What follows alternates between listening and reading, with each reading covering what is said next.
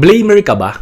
Yung tipong tumaba ka, tapos sinisi mo yung masasarap na kainan sa office. Tapos nag-enroll ka sa gym pero ginawa mo lang liguan tuwing umaga.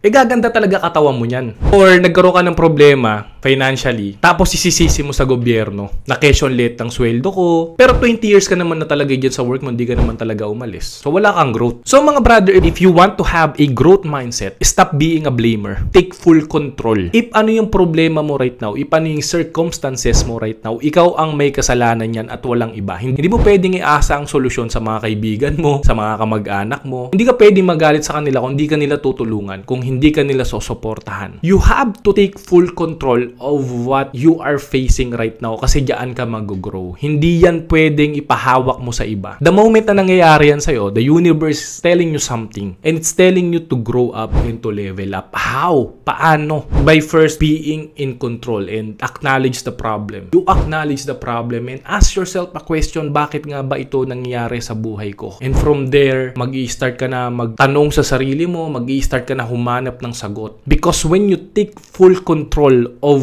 your life, you have the power to change it. Kaysa iasa mo yan sa iba, kaysa ibigay mo yan sa iba, take full responsibility. Be accountable of what is happening into your life because from there, yaan gaganda ang buhay mo. So stop being a blamer and take full control of your life.